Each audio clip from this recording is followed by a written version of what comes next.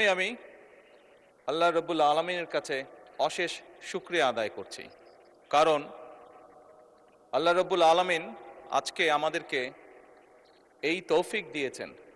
মাননীয় স্পিকার, আপনি এবং আমরা সহ আজ আমরা একটি ফ্যাসিবাদ মুক্ত পরিবেশে বাংলাদেশের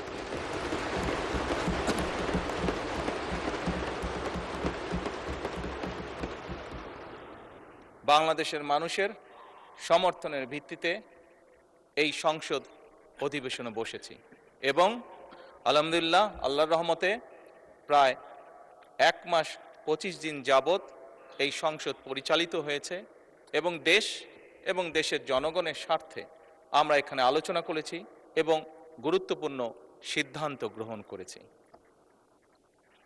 মাননীয় স্পিকার, বক্তব্যের শুরুতেই আমি শ্রদ্ধার সঙ্গে স্মরণ করতে চাই 1971 সালে স্বাধীনতা যুদ্ধে এই দেশের স্বাধীনতা অর্জন করতে গিয়ে যে সকল শহীদ আত্মত্যাগ করেছেন, যে সকল মানুষ শহীদ হয়েছেন। আমি স্মরণ করতে চাই 1990 সালের স্বৈরাচারের বিরোধী আন্দোলনে সকল রাজনৈতিক দলের, গণতান্ত্রিক রাজনৈতিক দলের যে সকল নেতাকর্মী শহীদ হয়েছেন। আমি স্মরণ করতে চাই 2013 সালের শাপলা চত্বরে যে সকল মানুষকে বর্বরভাবে হত্যা করা হয়েছে। আল্লাহর দরবারে প্রার্থনা করি আল্লাহ যাতে তাদেরকে শহীদি মৃত্যু দান করেন। মাননীয় স্পিকার, আমি স্মরণ করতে চাই 2009 সাল থেকে 2024 সালের 5ই আগস্ট পর্যন্ত এই দেশের মানুষের কথা বলার অধিকার, রাজনৈতিক অধিকার, অর্থনৈতিক স্বাধীনতা অধিকার যেটা ছিনিয়ে নেওয়া হয়েছিল, সেই অধিকার পুনঃপ্রতিষ্ঠার জন্য যে সকল মানুষ আত্মত্যাগ করেছেন প্রত্যেকটি মানুষকে আমি স্মরণ করতে চাই, তাদের আত্মার মাগফিরাত কামনা করতে চাই। একই সাথে এই দীর্ঘ 1 যুগেরও বেশি সময় ধরে সকল রাজনৈতিক দল যারা গণতন্ত্রে বিশ্বাসী, যারা রাজপথে থেকে দুর্বার প্রতিরোধ গড়ে তুলেছিল স্বৈরাচারের বিরুদ্ধে, এবং সেই রাজনৈতিক দলের যে সদস্যরা বিভিন্নভাবে আহত হয়েছে তাদেরকে শ্রদ্ধার সঙ্গে আজকের এই সংসদ অধিবেশনে আমি স্মরণ করতে চাই। মাননীয় স্পিকার, আজকের এই সংসদ, মাননীয় সম্মানিত বিরোধী দলীয় নেতা সঠিকভাবেই বলেছেন যে আজকের এই সংসদের দিকে সমগ্র বাংলাদেশ তাকিয়ে আছে। এই সংসদের দিকে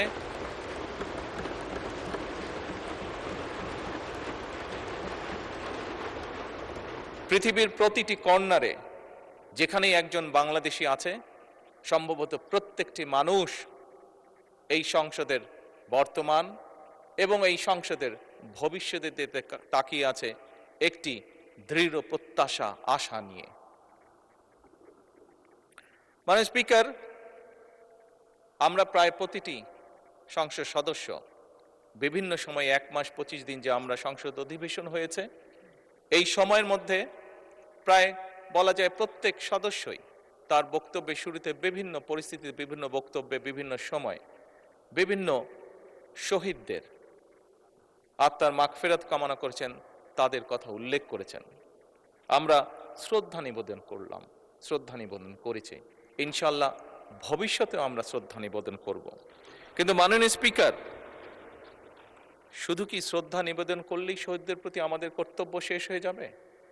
অবশ্যই নয়। মাননীয় স্পিকার, যে সকল মানুষ জীবন উৎসর্গ করেছেন, যে সকল মানুষ আহত হয়েছেন, পঙ্গুত্ব বরণ করেছেন, প্রত্যেকটি মানুষের একটি প্রত্যাশা বা একটি আকাঙ্ক্ষা ছিল এবং সেই প্রত্যাশা, সেই আকাঙ্ক্ষাকে সামনে রেখেই সেই মানুষটি সেদিন রাজপথে ঝাঁপিয়ে পড়েছিল এদেশের মানুষের রাজনৈতিক অধিকারকে প্রতিষ্ঠিত করার জন্য। মাননীয় স্পিকার, কি ছিল এই মানুষগুলোর প্রত্যাশা বা আকাঙ্ক্ষা? খুব সংক্ষেপে যদি বলতে হয়, এই মানুষগুলোর প্রত্যাশা ছিল, আকাঙ্ক্ষা ছিল এমন একটি বাংলাদেশ, যে বাংলাদেশে মানুষ মুক্তভাবে কথা বলতে পারবে, আরেকজনের ব্যক্তি স্বাধীনতার প্রতি সম্মান রেখে নিজের মতামতকে প্রকাশ করতে পারবে। এই মানুষগুলির প্রত্যাশা ছিল এমন একটি বাংলাদেশ যেখানে তারা তাদের যোগ্যতা অনুযায়ী তারা তাদের কর্মসংস্থানের ব্যবস্থা করতে পারবে, তাদের জীবন পরিচালনা করতে পারবে। এই রকম প্রত্যাশাগুলো ছিল। মাননীয় স্পিকার, আমি আবারও বিরোধী দলীয় নেতার সাথে একমত প্রকাশ করছি। উনি উল্লেখ করেছেন ওনার বাবা একজন কৃষক ছিলেন এবং কৃষক থাকাকালীন অবস্থায় কি এরকম সমস্যা ফেস করেছেন এই দেশের কৃষক, সেটি সেই সময় হোক, এটি বর্তমান সময় হোক। মাননীয় স্পিকার, এই সকল বিষয়গুলো ওনারা যেমন দেখেছেন, এই সকল বিষয়গুলো আমরা এখানে উপস্থিত প্রত্যেকটি মানুষ, প্রত্যেকটি সংসদ সদস্য আমরা দেখেছি। আমাদের পরিবারে বর্তমানেও কেউ না কেউ প্রত্যক্ষ পরোক্ষভাবে কৃষির সাথে জড়িত। আমরা যে গিয়েছি 12 তারিখের নির্বাচন, আমরা 12ই ফেব্রুয়ারি নির্বাচন হোক, 1991 সালে নির্বাচন হোক, 2001 সালে নির্বাচন হোক, 1996 সালে নির্বাচন হোক, প্রতিটি নির্বাচনে এখানে উপস্থিত প্রত্যেকটি মানুষ আমরা গ্রামে গিয়েছি, খেতে গিয়েছি, কৃষকের কাছে ভোট চেয়েছি, কৃষাণীর কাছে ভোট চেয়েছি, সকল প্রকার মানুষের কাছে আমরা ভোট চেয়েছি। আমরা জানি আমাদের কৃষক ভাইদের কি অবস্থা। মাননীয় বিরোধী দলের নেতাকে আশ্বস্ত করে বলতে চাই, কৃষকদের এই সমস্যা থেকে বের করে আনার জন্যই আমরা আমাদের ম্যানিফেস্টোতে কৃষক কার্ড রেখেছিলাম। মাননীয় স্পিকার,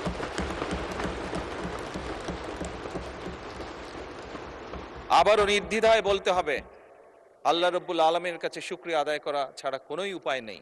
আল্লাহর রহমত ছিল বলেই বাংলাদেশের মানুষের সমর্থন নিয়ে আমরা সরকার গঠন করার পরে দ্রুততার সাথে আমরা চেষ্টা করেছি সেই কৃষক ভাইদের পাশে দাঁড়ানোর জন্য। আজকে হ্যাঁ, মাননীয় স্পিকার, হয়তো অনেকেই বলতে পারে যে কয়জনকে আপনারা দিয়েছেন কৃষক কার্ড। আমরা দেওয়া শুরু করেছি মাননীয় স্পিকার, পর্যায়ক্রমিকভাবে। আমরা কৃষক বলতে যাদেরকে বোঝায় তাদের কাছে ধীরে ধীরে আমরা পৌঁছাবো। এবং শুধু কৃষক বলতে সাধারণত আমরা যে বুঝি যে মানুষগুলো, শুধু তাই নয়, যে ধান ফলায় শুধু সেই কৃষকই নয়, যে ধান ফলায়, যে মৎস্য চাষ করে, যে গবাদি পশু চাষ করে, প্রত্যেক ধরনের কৃষকের কাছে আমরা পৌঁছতে চাই।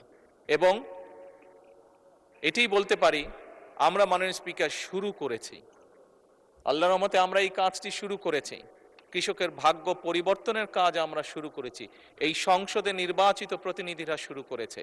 এবং একটু আগে বিরোধী দলের নেতা ওই গ্যালারি দেখিয়ে বললেন যে ওখানে ভবিষ্যৎ প্রজন্ম যারা বসে আছে, ইনশাল্লাহ তারা সেই কাজটিকে এগিয়ে নিয়ে যাবে এই কৃষকদের ভাগ্য পরিবর্তন করার জন্য। মাননীয় স্পিকার, খুব সঠিকভাবে বিরোধী দলের নেতা বলেছেন এই দেশের শিক্ষা অঙ্গন বা ছাত্রদের কথা। মাননীয় স্পিকার,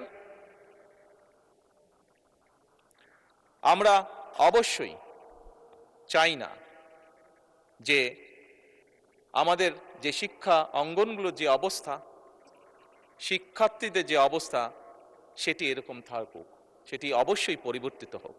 মাননীয় বিরোধী দলীয় নেতার এক সন্তান ব্রিটেনে থাকেন। যেভাবেই হোক রাজনৈতিক কারণে বহু বছর আমাকেও ব্রিটেনে থাকতে হয়েছিল। আমি দেখেছি সেই দেশের স্কুলগুলি কেমন।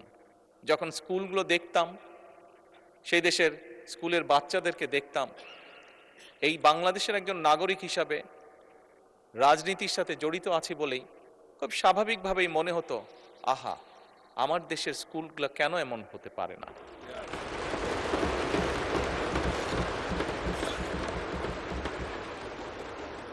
মাননীয় স্পিকার,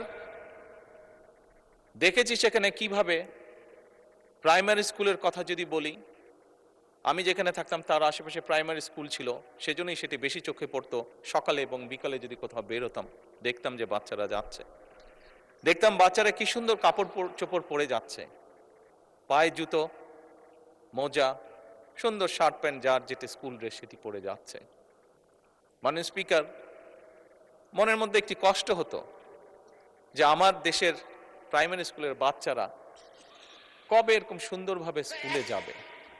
মাননীয় স্পিকার, প্রাইমারি স্কুলের টিচার 2-4 জন যাদেরকে চিনতাম, দেখতাম যে তারা কি সুন্দরভাবে বাচ্চাদেরকে ক্লাসে শিক্ষা দান করছে। মাননীয় স্পিকার, আজকে এই সংসদকে আল্লাহ রাব্বুল আলামিন রহমত করেছেন এবং সে কারণেই মাননীয় স্পিকার আমাদের পক্ষে সিদ্ধান্ত নেওয়া সম্ভব হয়েছে। আমরা সেদিন যেই প্রত্যাশাটি, মনের মধ্যে যে আশাটি ছিল, আল্লাহ চান তো এই আশা আমরা ইনশাল্লাহ পূরণ করতে পারবো। সেজন্যই এই সংসদে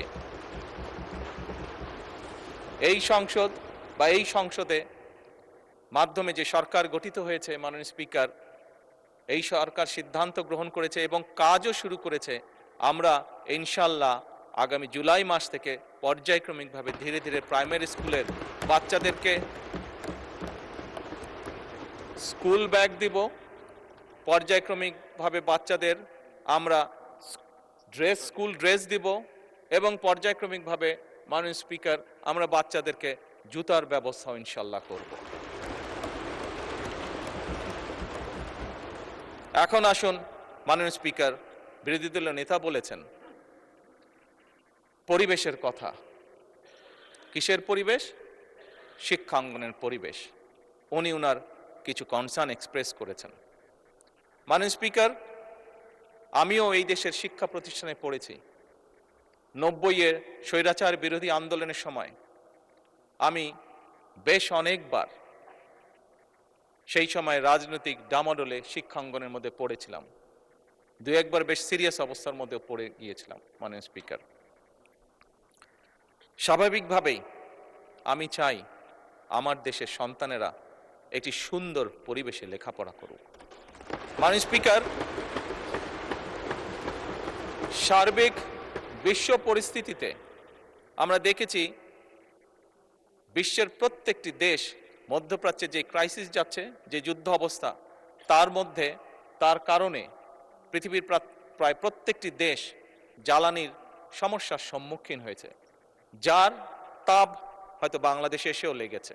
বাংলাদেশের মানুষ বেশ কিছুদিন কষ্ট পেয়েছে এটিতে। আমি বিরোধী দলের নেতার সাথে এই ব্যাপারে কম বেশি একমত। মাননীয় স্পিকার, বিরোধী দলের পক্ষ থেকে সেদিন একটি প্রস্তাবনা দেওয়া হয়েছিল যে এই সমস্যাটি যদি আমরা উভয় একসাথে বসি আলোচনা করি, তাহলে হয়তো মিটমাট করা বা একটা শুরু বের করা সম্ভব হবে।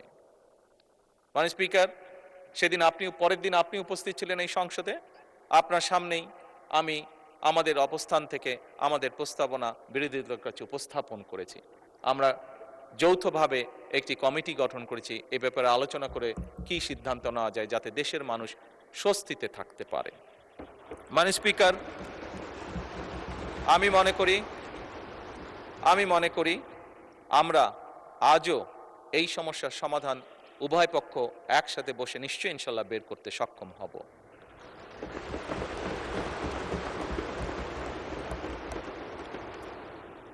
মাননীয় স্পিকার,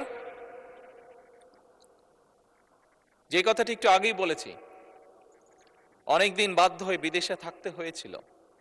এছাড়াও এর আগে যখন দেশে ছিলাম, মাননীয় স্পিকার, দলীয় রাজনৈতিক কারণে প্রায় বাংলাদেশের বিভিন্ন গ্রাম, জেলা, উপজেলা, পৌরসভা সফর করেছি দলীয় কাজে। মাননীয় স্পিকার, সেই সময় দেখেছি এবং সেই সময় দেখে আমার কাছে মনে হয়েছে যে এই দেশে আমরা যত পরিকল্পনাই গ্রহণ করি না কেন, মাননীয় স্পিকার, এই পরিকল্পনাগুলোকে যদি সফল করতে হয়, দেশের অবস্থার যদি পরিবর্তন করতে হয়, মাননীয় স্পিকার, তাহলে আমাদের এই টোটাল জনসংখ্যার অর্ধেক যারা তাদেরকে আমরা যদি অবজ্ঞা করি, পেছনে ফেলে রাখি, তাহলে কোনোভাবেই সেটি সম্ভব নয় মাননীয় স্পিকার। এবং সে কারণেই মাননীয় স্পিকার 1991 থেকে 96 এবং 2001 থেকে 2006 সাল যখন বাংলাদেশ জাতীয়তাবাদী দল দেশনেত্রী খালেদা জিয়ার নেতৃত্বে দেশ পরিচালনার দায়িত্বে ছিল, তখন আমরা মেয়েদের শিক্ষা ব্যবস্থা ক্লাস 12 পর্যন্ত আমরা ফ্রি করেছিলাম।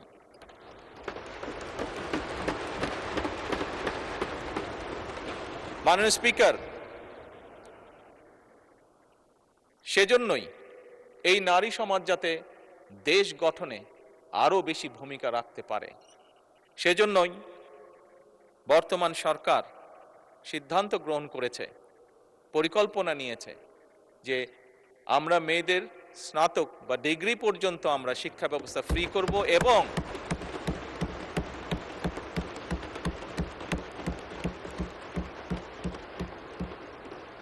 মাননীয় স্পিকার, যারা ভালো রেজাল্ট করবে, যে সকল মেয়েরা ভালো রেজাল্ট করবে, তাদেরকে আমরা উপবৃত্তির ব্যবস্থা করব ইনশাআল্লাহ সরকার থেকে।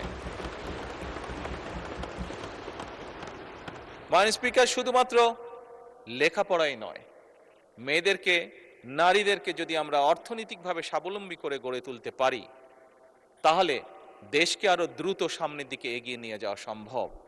এবং এইটি করার লক্ষ্যেই আমরা ফ্যামিলি কার্ড নামে একটি কার্ড, এটার প্রতিশ্রুতি আমরা নির্বাচনের আগে দেশের জনগণের কাছে দিয়েছিলাম। আবারও আল্লাহর কাছে অশেষ শুকরিয়া আদায় করি, আল্লাহর রহমতে এই ফ্যামিলি কার্ড যেটি আমরা প্রতিশ্রুতি দিয়েছিলাম, সেটিরও বাস্তবায়নের কাজ আমরা শুরু করেছি। এবং এই সংসদেই মাননীয় স্পিকার, দুদিন আগে আমাদের তরুণ সদস্য জনাব হাসনাত আমাকে ফ্যামিলি কার্ড নিয়ে একটি প্রশ্ন করেছিলেন যে এই ফ্যামিলি কার্ড কিভাবে কন্ট্রিবিউট করতে পারে দেশের ইকোনমিতে। আমি সংক্ষেপে সেটি তুলে ধরেছিলাম এই মহান সংসদের সামনে।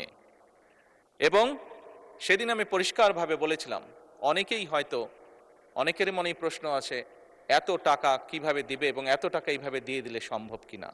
আমাদের সকলকে বিষয়টি একটু অন্যভাবে দেখতে হবে। যেই টাকাটি আমরা ফ্যামিলি কার্ডের মাধ্যমে দিচ্ছি, এটি ইনভেস্টমেন্ট হিসেবে দেখতে হবে, এবং আপনি যখন ইনভেস্ট করবেন রিটার্ন অবশ্যই আসবে। আমি সেদিন বলেছিলাম, মাননীয় স্পিকার, আমি সেদিন বলেছিলাম যে এই ফ্যামিলি কার্ডের যেই টাকা ফ্যামিলি কার্ডে যাবে, একজন নারী যেটি পাবে, উনি যেই কাজে ব্যবহার করবেন এই টাকাটা, সেই ব্যবহৃত টাকাটা এই দেশের গ্রামীণ অর্থনীতিকে ধীরে ধীরে শক্তিশালী করে তুলবে।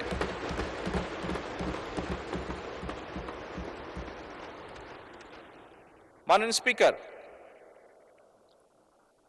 মাননীয় বিরোধী দলীয় নেতা ওনার নির্বাচনী এলাকা সম্পর্কে একটি কথা বলেছেন, বেশ কিছু বিবরণ দিয়েছেন। এই সংসদে আজকে দাঁড়িয়ে আমি আমার অবস্থান থেকে পরিষ্কারভাবে বলতে চাই, অনুরোধ জানাবো মাননীয় বিরোধী দলীয় নেতাকে, মাননীয় বিরোধী দলীয় নেতা, আমি যে মন্ত্রণালয়ের অধীন কাজ, আমার পাশেই সেই মিনিস্টার সাহেব বসে আছেন। প্রোটোকল হিসাবে মিনিস্টার সাহেবকে আমি এরই ভিতরে নির্দেশনা দিয়েছি যে আপনার কাজগুলো উনি দেখবেন, এবং তার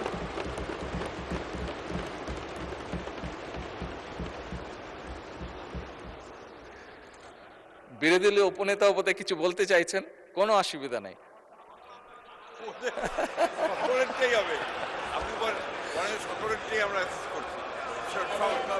মাননীয় স্পিকার, যে এক মিনিট, একটু আগে ফরিদপুরে 1 আসনের সংসদ সদস্য এসেছিলেন, উনিও কিছু কথা আমাকে বলেছেন। মাননীয় স্পিকার, আমি প্রথমেই বলেছি, এই সংসদ বাংলাদেশের মানুষের জন্য, এই সংসদ বাংলাদেশের জন্য।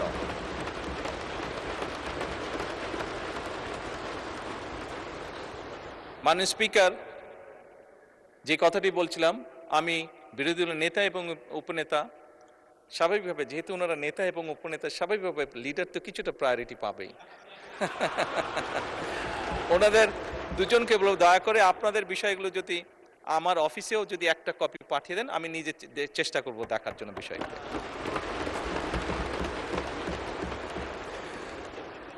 মাননীয় স্পিকার, উনি ওনার এলাকার সমস্যার কথা বলতে গিয়ে একটি কথা বলেছেন, ওনার এলাকার জলবদ্ধতার কথা বলেছেন, খালের কথা বলেছেন। মাননীয় স্পিকার, আপনি দেখেছেন এই সংসদেই গতকাল চট্টগ্রামের ভারী বর্ষণের কারণে কিছু কিছু জায়গায় জলবদ্ধতা হয়েছিল এবং এখানে বসে দ্রুততার সাথে আমি স্থানীয় সরকার প্রতিমন্ত্রী যে আছে তাকে তাৎক্ষণিকভাবে চট্টগ্রামে পাঠিয়েছিলাম বিষয়টি দেখে যতটুকু সম্ভব ফয়সলা করার জন্য। মাননীয় স্পিকার, এই ঘটনাটা দিয়ে আমি যেটা বলতে চাইছি সেটা হচ্ছে যে এই সরকার জনগণের নির্বাচিত সরকার, এই সরকার জনগণের কাছে জবাবদিহিমূলক সরকার এবং সে কারণেই মাননীয় স্পিকার এবং সে কারণেই আমরা আমাদের দ্রুততার সাথে আমরা চেষ্টা করেছি ব্যবস্থা গ্রহণ করতে যাতে যত দ্রুত সম্ভব জনগণের সমস্যা লাঘব করা সম্ভব হয়। একই সাথে মাননীয় স্পিকার, আমি আবার কৃষকের কাছে ফিরে যেতে চাই। আমরা দেখেছি আজকেও যদি আমরা পত্রপত্রিকা খুলি, সবগুলো পত্রপত্রিকাতে আজকে নিউজ আছে আমাদের বিভিন্ন অঞ্চলগুলো, নেত্রকোনা, কিশোরগঞ্জ, সুনামগঞ্জ, ময়মনসিংহ সহ আরো বেশ কিছু অঞ্চল মাননীয় স্পিকার ভারী বর্ষণের কারণে গত 48 ঘন্টায় বেশ ভারী বর্ষণ হয়েছে অনেকগুলো জায়গায় এবং তার কারণে বোরো ফসলে অনেক ক্ষতি হয়েছে। মাননীয় স্পিকার, এখানে আমাদের ত্রাণ মন্ত্রী বসে আছেন দুলু সাহেব, যার কথা বিরোধী দল নেতা উল্লেখ করেছেন। ওনাকে গতকালকেই আমি নির্দেশনা দিয়েছি, তারও দুদিন আগে যখন ওয়েদার ফোরকাস্ট আমি দেখেছিলাম সেই স্থানীয় প্রশাসনকে আমি নির্দেশনা দিয়েছিলাম যে সকলের লিস্ট করে কোথায় কোথায় বোরো ধানের কৃষক আছে, কারা কারা ক্ষতিগ্রস্ত হতে পারে, কি কি হতে পারে সেই ব্যবস্থা গ্রহণ করার জন্য। মাননীয় স্পিকার, এই কথাটা দিয়েও আমি বলতে চাইছি যে এই সরকার জনগণের সরকার, জনগণের নির্বাচিত সরকার, আমাদের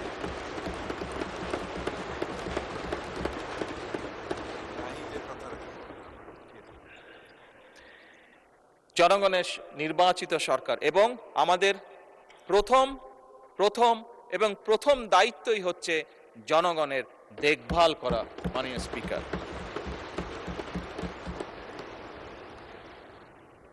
এবং সে কারণে মাননীয় স্পিকার, বিরোধী নেতা এলাকায় উনি যে কষ্টটা পাচ্ছেন জলাবদ্ধতার কারণে, এই সমস্যাটি সমগ্র বাংলাদেশেই কম বেশি আছে। মাননীয় স্পিকার, বাংলাদেশে এরকম অনেক জায়গা আছে যেখানে বর্ষাকালেও কৃষকরা পানির কষ্ট ভোগ করে, যেখানে বর্ষাকালেও বিভিন্ন সময় সেচ ব্যবস্থা তারা দিতে পারে না, শুধুমাত্র সঠিকভাবে সেচের পানি তারা আনতে পারে না বলে। এবং সে কারণেই মাননীয় স্পিকার, শহীদ রাষ্ট্রপতি জিয়াউর রহমানের সেই যুগান্তকারী খাল খনন কর্মসূচি আমরা আবারও শুরু করেছি।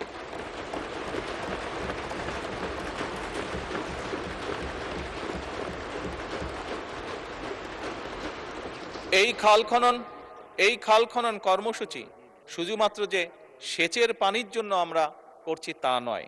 এই খাল খনন, জি এটা 10,000 টাকা, যেটা জি অসুবিধা নেই বলুন। এই খাল খনন যে শুধুমাত্র সেচের পানির জন্য আমরা ব্যবস্থা করছি তার জন্য নয়। মাননীয় স্পিকার, 20 কোটি মানুষের দেশ, বহু জায়গায় আপনি গ্রামের সন্তান মাননীয় স্পিকার, আপনি দেখেছেন আপনার এলাকাতেও, আমরা সবাই জানি কম বেশি আমাদের প্রত্যেকের এলাকাতে গ্রামে কৃষকরা ডিপ টিউবওয়েল ব্যবহার করছেন।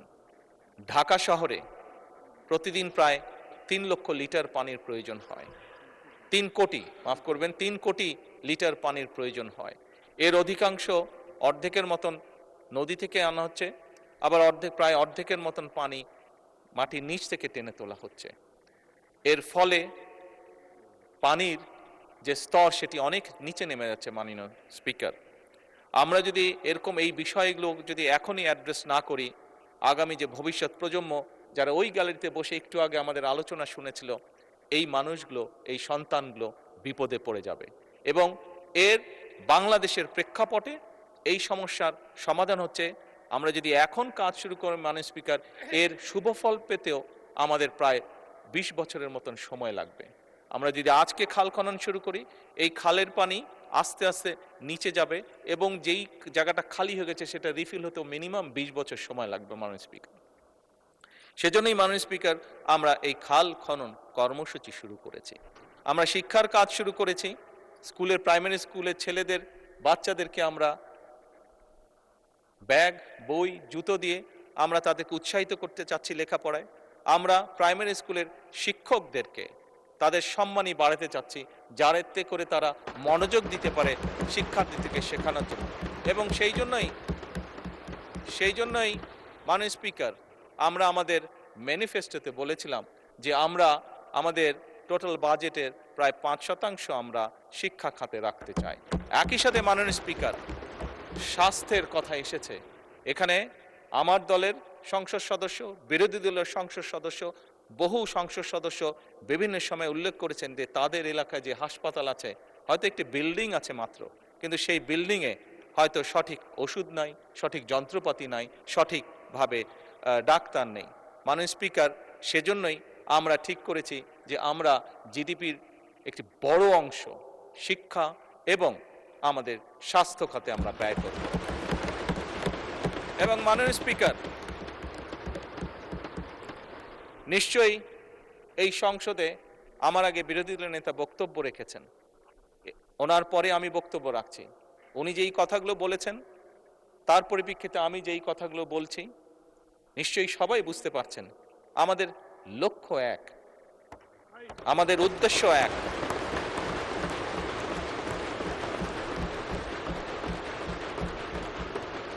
আমাদের গন্তব্য এক।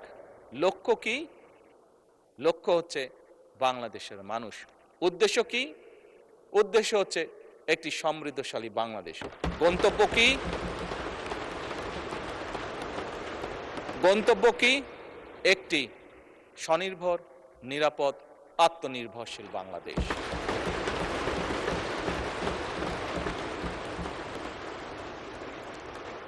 মাননীয় স্পিকার, এটি সংসদ, জাতীয় সংসদ। মাননীয় বিরোধী দলের নেতা বলেছেন আমরা এগ্রি করছি ডিসএগ্রিমেন্টের জন্য। Agree to disagree. মাননীয় স্পিকার, পৃথিবীর তাবৎ দেশ যারা গণতন্ত্রের চর্চা করে প্রত্যেকটি পার্লামেন্টেই এটি একটি স্বীকৃত বিষয়। মাননীয় স্পিকার, ইয়েস, আজকে হয়তো জুলাই সনদ নিয়ে অনেক কথা হয়েছে, আমি সেই ডিবেটেই যাব না। কারণ একটু আগেই আমি বলেছি আমাদের লক্ষ্য, উদ্দেশ্য, গন্তব্য হচ্ছে এই দেশ, দেশের জনগণ এবং একটি আত্মনির্ভরশীল সমৃদ্ধশালী বাংলাদেশ।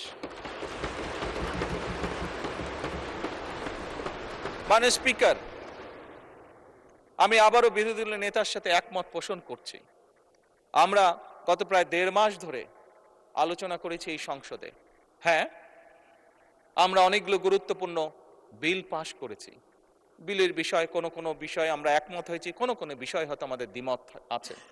মাননীয় স্পিকার, পরিষ্কারভাবে আমার দলের অবস্থান থেকে আমি বলতে চাই যে সকল বিষয়ে আমাদের দ্বিমত রয়েছে আমরা বিরোধী দলের সদস্যদের সাথে বসবো, আলোচনা করব, দেশের স্বার্থে আমরা সমাধান বের করব।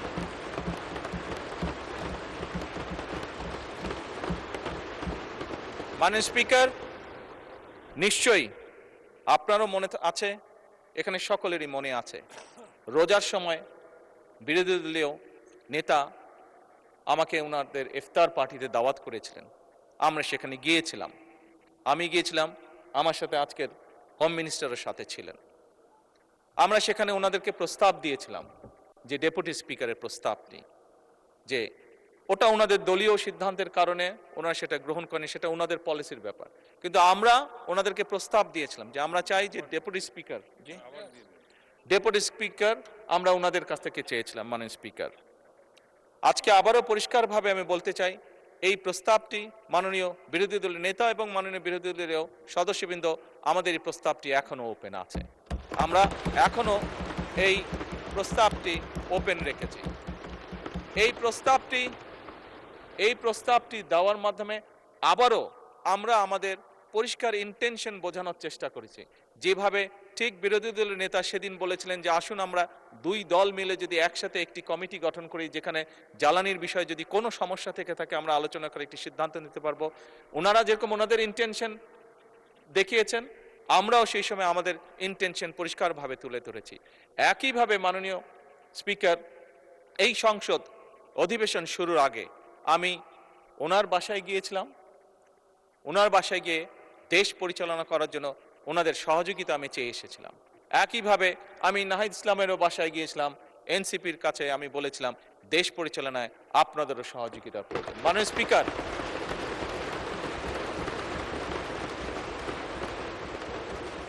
আমি এবং বিরোধী দলের নেতা উভয় আমরা বলেছি সমগ্র বাংলাদেশ এই সংসদ তাকিয়ে আছে, সমগ্র বাংলাদেশ এই সংসদের দিকে তাকিয়ে আছে একটি সুন্দর ভবিষ্যতের জন্য, তাকিয়ে আছে একটি সমৃদ্ধশালী বাংলাদেশের জন্য। মাননীয় স্পিকার, এবং সে কারণেই আমরা মনে করি এটি হয়তো বোঝার ভুল হতে পারে বা দেখার ভুল হতে পারে, হতেই পারে, মানুষ মাত্র ভুল হতেই পারে, কিন্তু আমাদের পক্ষ থেকে, সরকারের পক্ষ থেকে মাননীয় স্পিকার, আমি বলেছি, আমি বলবো এবং বলছি, ইনশাআল্লাহ ভবিষ্যতেও বলবো, এখনো বর্তমানেও বলছি, আমরা চাই আমরা একসাথে কাজ করব। কাজ করতে গেলে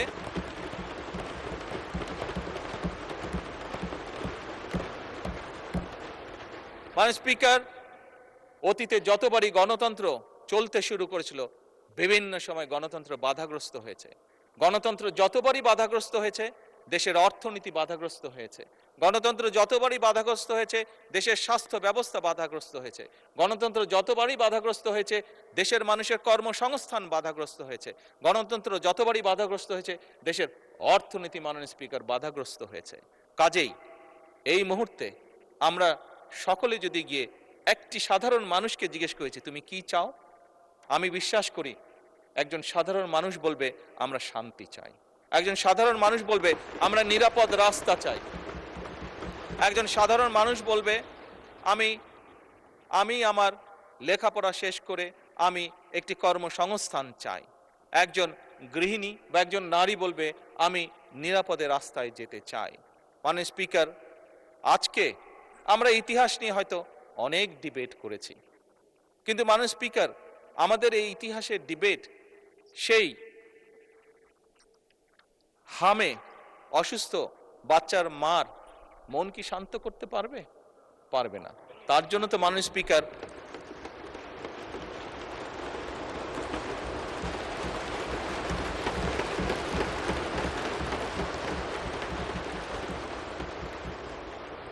অথবা মাননীয় স্পিকার, যে ছেলেটি ইউনিভার্সিটি পাশ করে চাকরি সংস্থানের জন্য মাসের পর মাস ঘুরে বেড়াচ্ছে, তাকে কি আমরা আমাদের এই যে ঐতিহাসিক ডিবেট, কে আমরা কি করেছি অতীতে, সেই ডিবেট দিয়ে তাকে কি আমরা কিছু বুঝ দিতে পারবো? মাননীয় স্পিকার, পারবো না।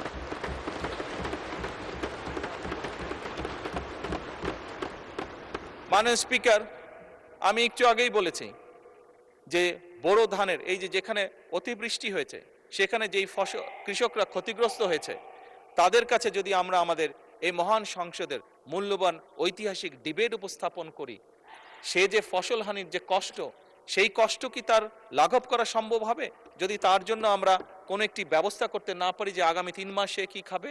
হবে না মাননীয় স্পিকার। তাকে আমার খাবারের ব্যবস্থা করতে হবে, ওই বেকার যুবকটির জন্য আমার কর্মসংস্থানের ব্যবস্থা করতে হবে, হামে আক্রান্ত শিশুর জন্য তার মায়ের সান্ত্বনার জন্য আমাকে ওষুধের ব্যবস্থা করতে হবে।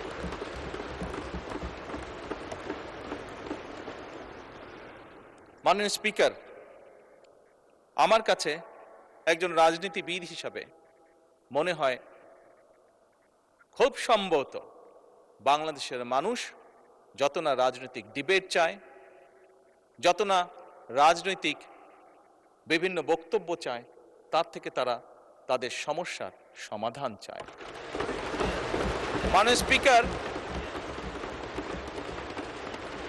আজকে এই মুহূর্তে মাননীয় স্পিকার, আমার দলের সদস্যরা এবং ক্ষেত্র বিশেষ আমি দেখছি বিরোধী দলের বন্ধুরাও আমার কিছু কিছু কথায় টেবিল থাপড়াচ্ছেন।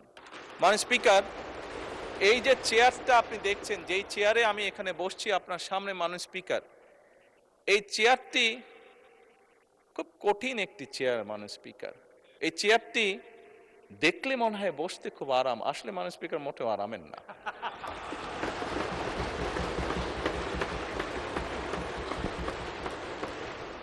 এই চেয়ারটিতে বসলে মাননীয় স্পিকার প্রতি মুহূর্তে মনে হয় যে আগুনে তপ্ত হিট আসছে মাননীয় স্পিকার।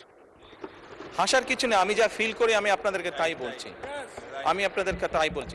মাননীয় স্পিকার, এই চেয়ারের থেকে উঠে দাঁড়িয়ে আপনার সামনে বক্তব্যে আমি হয়তো অনেক পপুলার কথা বলতে পারতাম, যেটাতে আরো অনেক বেশি তালি হতো মাননীয় স্পিকার, কিন্তু এই চেয়ার আমাকে বলে যে আমি সবসময় পপুলার কথা বলতে পারি না, আমাকে সেটাই বলতে হবে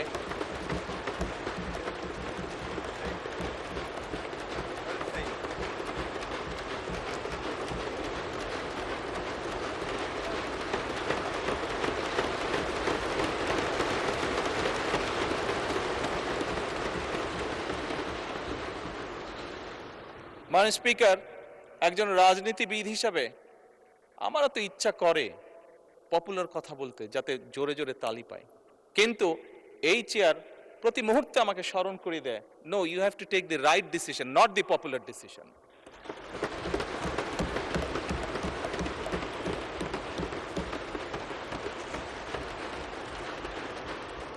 মাননীয় স্পিকার, আপনার মাধ্যমে আজকে এই সংসদের এই সবুজ চেয়ারে যারা বসে আছেন, আমি মনে করি আজকে বোধহয় আমাদেরকে সিদ্ধান্ত নিতে হবে যে আসুন আমরা পপুলার ডিসিশনে আলাপ করব না, আমরা আলাপ করব সঠিক ডিসিশনের ব্যাপারে, রাইট ডিসিশনের ব্যাপারে। মাননীয় স্পিকার, আজকে এই সংসদ অধিবেশনের শেষ দিন, আজকে অধিবেশন শেষ হয়ে যাবে। আমার সংসদ নেতা হিসেবে আমার দলের সদস্যদের কাছে, বিরোধী দলীয় বন্ধুদের কাছে, সহকর্মীদের কাছে, সদস্যদের কাছে আমার অনুরোধ থাকবে যে আসুন আগামী অধিবেশন যেটি শুরু হবে সেখানে আমরা আলোচনা করব আমরা কত দ্রুত দেশে বিদ্যুতের সমস্যার সমাধান করতে পারি।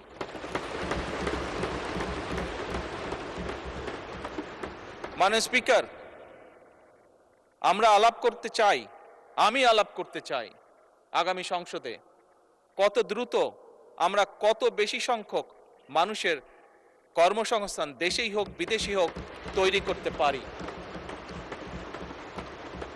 মাননীয় স্পিকার, এই সংসদে দাঁড়িয়ে আমি আলাপ করতে চাই যে আমাদের শিক্ষা প্রতিষ্ঠান, আমাদের হাসপাতালগুলোতে কত দ্রুত শিক্ষা এবং চিকিৎসা সুবিধা আমরা পৌঁছে দিতে পারি।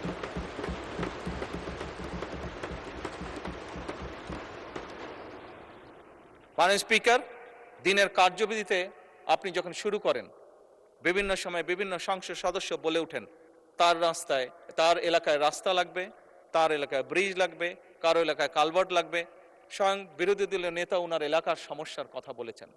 মাননীয় স্পিকার, আমরা যদি দেশের পরিস্থিতি স্থিতিশীল রাখতে না পারি, দেশে আমরা যদি অর্থনৈতিকভাবে শক্তিশালী করতে না পারি, মাননীয় স্পিকার, বর্তমান প্রেক্ষাপটে যেখানে 30 লক্ষ কোটি টাকার ঋণ নিয়ে এই সংসদ দেশ পরিচালনা শুরু করেছে, সেই দেশকে আমরা এগিয়ে নিতে পারবো না। আমরা যদি একটি স্টেবল গভর্নমেন্ট রাখি, আমরা যদি একটি স্টেবল পার্লামেন্ট এনশিওর করতে না পারি, মাননীয় স্পিকার, আমরা কোনোভাবেই এই দেশকে সামনে নিয়ে যেতে পারবো না। মাননীয় স্পিকার, এই দেশকে যদি সামনে নিতে হয় তাহলে অবশ্যই আমাদের উভয় পক্ষকে একসাথে কাজ করতে হবে। হ্যাঁ, বাংলাদেশে আইটি শিল্পের বিকাশ কিভাবে হবে এ ব্যাপারে হয়তো আমাদের মধ্যে ডিবেট হতে পারে, এ ব্যাপারে আমাদের মধ্যে দ্বিমত থাকতে পারে, কিন্তু বাংলাদেশের আইটি শিল্পের বহিঃপ্রকাশ হতে হবে, এ ব্যাপারে আমাদের মধ্যে নিশ্চয়ই কোনো ডিবেট নেই। মাননীয় স্পিকার, সেজন্যই আসুন আজকে আমরা সিদ্ধান্ত গ্রহণ করি যে আমাদের আলোচনার বিষয়বস্তু হবে এই দেশের মানুষের ভাগ্যের পরিবর্তন।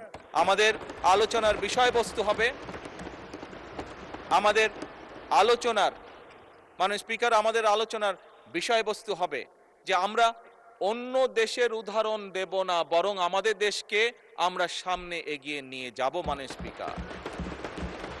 স্পিকার 1971 সালে এই দেশ যখন স্বাধীন হয়েছে, এই মুহূর্তে আমরা বিভিন্ন বিবেচনায় আমাদের দেশকে যদি স্ট্যান্ডার্ডে ধরি, আমাদের মতন অনেকগুলো দেশ ছিল যারা হয়তো 1972-73 সালে স্বাধীন হয়েছে, তারা আমাদের থেকে এগিয়ে গিয়েছে। স্পিকার আমরা পারিনি কেন? বিকজ বিভিন্নভাবে এই দেশকে, একটু আগেই যেটা বলেছি স্পিকার, বাধাগ্রস্ত করা হয়েছে গণতন্ত্রকে। স্পিকার গণতন্ত্র বাধাগ্রস্ত যদি হয়, গণতন্ত্র প্রতিবার বাধাগ্রস্ত হলে অর্থনীতি, শিক্ষা, স্বাস্থ্য সব কিছু বাধাগ্রস্ত হবে। কাজেই মাননীয় স্পিকার, আপনার মাধ্যমে আমি বিরোধী দলীয় সহকর্মীদের কাছে আহ্বান জানাতে চাই, আসুন আমরা ডিবেট করব, আমরা বিতর্ক করব, আমরা আলাপ করব, আমরা আলোচনা করব, আমরা বসবো, কথা বলবো, কিন্তু কোনোভাবেই এই সংসদকে ব্যর্থ হতে দেওয়া যাবে না।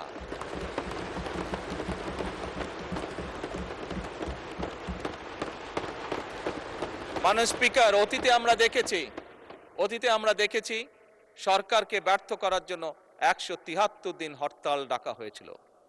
স্পিকার হ্যাঁ, সেই সরকার হয়তোবা ক্ষতিগ্রস্ত হয়েছিল, সরকার হয়তো পরবর্তীতে ক্ষমতায় থাকেনি, ক্ষমতায় আসেনি, কিন্তু স্পিকার কেউ একজন সদস্য, সেটি আমার দলের সদস্য হোক, সেটি বিরোধী দলীয় সদস্যরা হোক, বুকে হাত দিয়ে বলতে পারবেন যে বাংলাদেশ ক্ষতিগ্রস্ত হয়নি? এই 173 দিনের হরতালে বাংলাদেশ ক্ষতিগ্রস্ত হচ্ছে, যেই ক্ষতির মাসুল আজও আমাদেরকে টেনে নিয়ে যেতে হচ্ছে বছরের পর বছর, যুগের পর যুগ।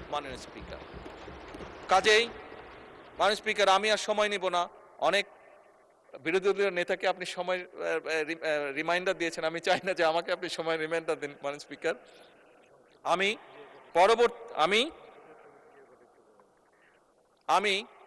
বিরোধী দলীয় নেতার সাথে একমত হয়েই বলতে চাই যে কথাটি কয়েকবার আমি রিপিট করেছি, আবারও আমি রিপিট করতে চাই, কারণ আমি মনে করি এটা উনি একটি ইম্পর্টেন্ট কথা বলেছেন যার সাথে আমি সম্পূর্ণভাবে একমত। এই সংসদ মানে পুরো বাংলাদেশ।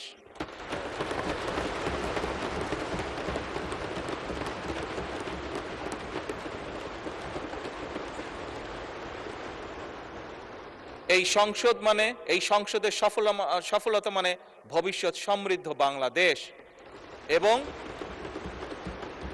স্পিকার এটি সংসদের রীতি, সংসদের নীতি। স্পিকার একটি দল সরকারে থাকবে, একটি দল বিরোধী দলে থাকবে। সেই জন্যই আমি বারে বারে বলছি, এই সংসদের দ্বারা গঠিত সরকার। স্পিকার এই সরকারের টিকে থাকা, এই সরকারের সফলতা মানেই কিন্তু সমৃদ্ধির পথে এগিয়ে যাওয়া।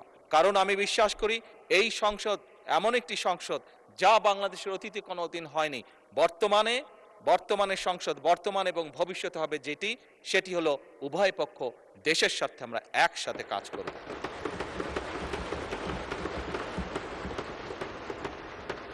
স্পিকার আমরা উভয় পক্ষ আসুন, কেউ কাউকে ব্যর্থ করতে চাইব না, কারণ আপনি এবং আমি, আপনারা এবং আমরা মিলেই কিন্তু পূর্ণ সংসদ।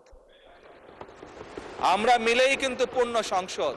কাজে আপনি ব্যর্থ হলে আমি ব্যর্থ, আমি ব্যর্থ হলে আপনি ব্যর্থ, এই কথাটি আমাদেরকে মনে রাখতে হবে। এবং আমরা যে কোনো একজন ব্যর্থ হলেই বাংলাদেশ ব্যর্থ হয়ে যাবে। আমরা কেউই এই সংসদের কোনো একজন সদস্য আমরা শয়নে স্বপ্নে কেউ ব্যর্থ বাংলাদেশ দেখতে চাই না। কারণ বর্তমান বাংলাদেশ ৭১-এর পরবর্তী বাংলাদেশ যেরকম শহীদের রক্তের উপরে দাঁড়িয়েছিল, বর্তমান বাংলাদেশ এবং বর্তমান সংসদ একইভাবে হাজারো শহীদের রক্তের উপরে দাঁড়িয়ে আছে।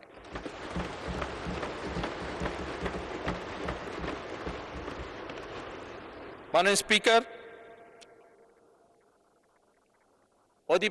শেষ অধিবেশনের দিনে আমি এইটুক আমার অবস্থান থেকে আবার পরিষ্কার করে দিতে চাই, আমার সরকারের অবস্থান থেকে আবার পরিষ্কার করে দিতে চাই যে আমরা সব সময়, সকল সময় প্রস্তুত আছি বিরোধী দলের সদস্যের সাথে বাংলাদেশের স্বার্থে, বাংলাদেশের মানুষের সাথে যে কোনো আলাপ আলোচনায় অংশগ্রহণ করার জন্য, এবং আলাপ আলোচনার ভিত্তিতে আমরা উভয়ে সকলে একসাথে এই দেশকে ইনশাল্লাহ সামনের দিকে এগিয়ে নিয়ে যাব। এই দেশের মানুষের প্রত্যাশা পূরণ করার আমাদের সর্বশক্তি দিয়ে চেষ্টা করব। মাননীয় স্পিকার, এবার পরিশেষে আমি আন্তরিকভাবে আমার পক্ষ থেকে, আমার সরকারের পক্ষ থেকে, আমাদের সংসদের পক্ষ থেকে মাননীয় স্পিকার আপনাকে আন্তরিকভাবে ধন্যবাদ জানাচ্ছি। আমি ধন্যবাদ জানাতে চাই মাননীয় ডেপুটি স্পিকার, মন্ত্রিসভার মাননীয় সদস্যবৃন্দদেরকে, মাননীয় চিফ হুইপবৃন্দকে এবং সকল সংসদ সদস্যবৃন্দকে। আমি বিশেষভাবে ধন্যবাদ জানাতে চাই মাননীয় বিরোধী দলীয় নেতা এবং বিরোধী দলীয় সকল সদস্যবৃন্দকে, কারণ একটু আগেই আমি বলেছি, আমরা ছাড়া আপনারা পরিপূর্ণ নন, আপনারা ছাড়া আমরা পরিপূর্ণ নই। সেই কারণেই আমি মাননীয় বিরোধী দলীয় নেতা এবং বিরোধী দলীয় সকল সদস্যদেরকে বিশেষভাবে শুভেচ্ছা জানাতে চাই। আমি আন্তরিকভাবে ধন্যবাদ জানাতে চাই মাননীয় স্পিকার, সচিবালয়ের সচিব সহ কর্মকর্তা এবং কর্মচারীবৃন্দকে, সকল কর্মচারীবৃন্দকে। তারা অক্লান্ত পরিশ্রম করেছেন এই 1.5 মাস সময় প্রায়। আমি ধন্যবাদ জানাতে চাই সরকারের বিভিন্ন মন্ত্রণালয়, বিভাগ এবং দপ্তরের কর্মকর্তা কর্মচারীবৃন্দদেরকে, যারা আমাদেরকে এই সংসদকে সহযোগিতা করেছেন এত অল্প সময় দ্রুততার সাথে এতগুলো বিল উপস্থাপন করে এগুলো সম্পূর্ণ কাজগুলো সমাধান করার জন্য। মাননীয় স্পিকার, আমি ধন্যবাদ জানাতে চাই চিকিৎসক, পুলিশ সদস্য, ফায়ার সার্ভিসের সদস্য, গণপূর্ত বিভাগের সদস্য, বিদ্যুৎ ও টেলিগ্রাম ফোন বিভাগের সদস্য। আমি বিশেষভাবে আবারও ধন্যবাদ জানাতে চাই নিরাপত্তা বাহিনী সহ সংশ্লিষ্ট সকল সেবাদানকারী প্রতিষ্ঠানের ব্যক্তিবর্গকে। জাতীয় দৈনিক পত্রিকা, বিভিন্ন সংবাদ সংস্থা, বাংলাদেশ বেতার, সংসদ, বাংলাদেশ টেলিভিশন ও বেসরকারি টিভি চ্যানেল সহ দেশের সকল গণমাধ্যম, সাংবাদিক, কর্মকর্তা কর্মচারী বৃন্দদেরকে আন্তরিকভাবে ধন্যবাদ জানাতে চাই।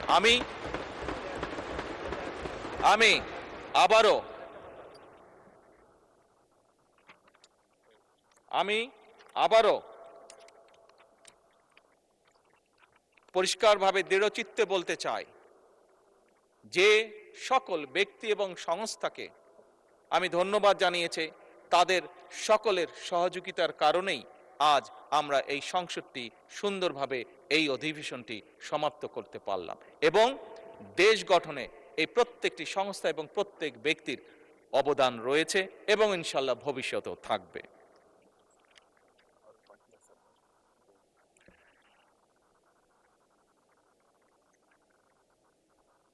এটা তো বললাম।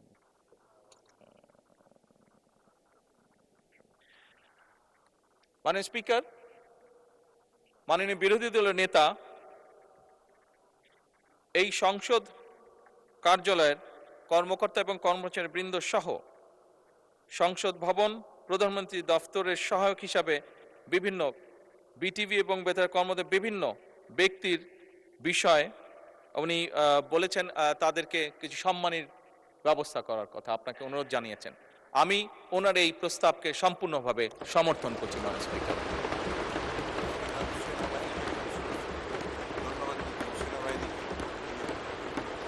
মাননীয় স্পিকার, বাংলাদেশের সশস্ত্র বাহিনী বা সেনাবাহিনী, তাদেরকে আমরা যদি আমাদের ধন্যবাদের তালিকায় না আনি সেটি অন্যায় করা হবে। ফ্যাসিবাদের পলায়নের পরে মাননীয় স্পিকার, এই সশস্ত্র বাহিনী এবং সেনাবাহিনী তাদের সর্বোচ্চ দিয়ে চেষ্টা করেছে যে দেশকে একটি সুশৃঙ্খল অবস্থার মধ্যে রাখা,